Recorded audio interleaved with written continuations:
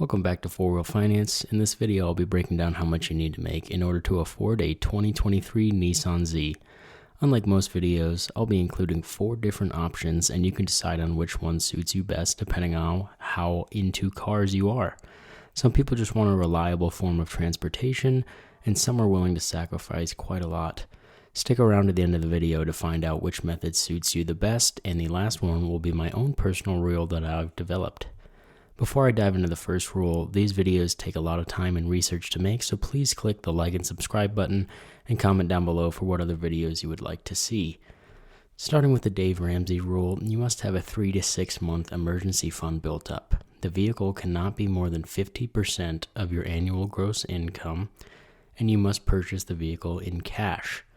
Given that the 2023 Nissan Z starts at $40,000, your annual gross income would need to be a minimum of $80,000. Ideally, it's nice to purchase a vehicle in cash as you would avoid having to pay interest and your insurance would be a bit lower, but not too many people just have $40,000 in cash lying around.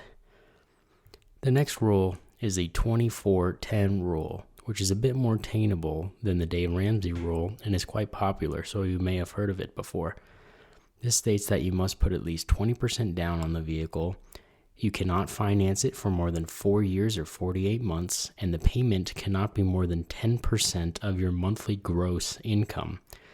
Given that the 2023 Nissan Z has an MSRP of $40,000, you would need to put about $8,000 down, and with the average new vehicle interest rate of 3.86% and a 48-month term, this would bring your monthly payment to $720.53. Bankrate states that the average monthly insurance cost is $148, but to be more accurate, use the Smart Financial link in the description down below to get the exact value of how much insurance would cost for you. This brings your monthly total to $868.53, not including gas or fuel. Back to the 24-10 rule, given your monthly cost would be $868.53, you would need a monthly gross income of $8,685.30, or an annual gross income of $104,223.60. Quite a lot more than the average person would assume for just a $40,000 car, don't you think? The next rule is even more stringent, but if you want to be more financially successful and secure, it's a great option to go with, but it definitely limits yourself. The last rule is the 23-8 rule, and this is very similar to previous, but with a couple of more conditions. Again, you would put 20% down or $8,000.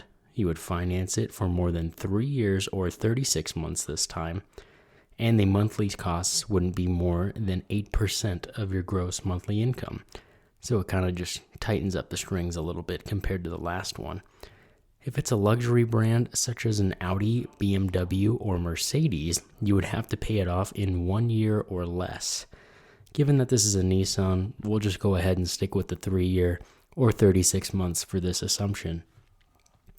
Keeping our interest rate of 3.86% the same, this would bring your pre-insurance monthly payment to $942.78. Adding in our insurance of $148 brings the total monthly cost, not including gas, to $1,090.78.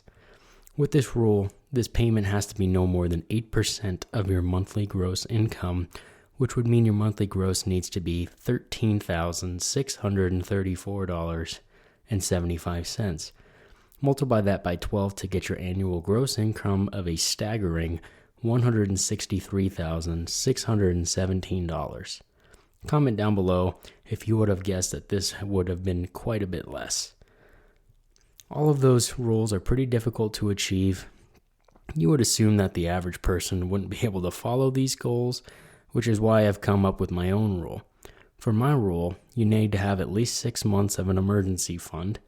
You need to invest 15% of your gross income into your 401k, and then max out both your Roth IRA and HSA. Yes, this might seem like a lot of saving up front, but I don't give you a monthly percent rule that you have to stick to. It's really up to you to decide how much you want to spend of your monthly income on a vehicle. If you'd rather spend less and go out to eat more or on vacations, Or if you're really a car person and you want to spend the majority of that, at least those saving and investing principles gives you a little bit to fall back on. One of the biggest killers of building wealth are cars and car payments. Most people get upside down on a car payment and ending up losing loads of money. It's generally the most amount of money somebody spends on an item that goes down in value. A mistake like buying a vehicle you can't afford will set you back for years down the road. If you're a younger person, play around with the compound interest calculator to see how much your investments may turn into down the road. Again, hit the Smart Financial link in the description below to dial in what your insurance costs would be. And there's a Truebill link down there as well, and that'll let you know how much you're currently spending in order to gauge what you would be able to afford and get a hold of your finances. I appreciate everyone who stuck around to the end of the video. Please give it a like, subscribe, and leave future video suggestions or any other thoughts in the comments down below. Thanks.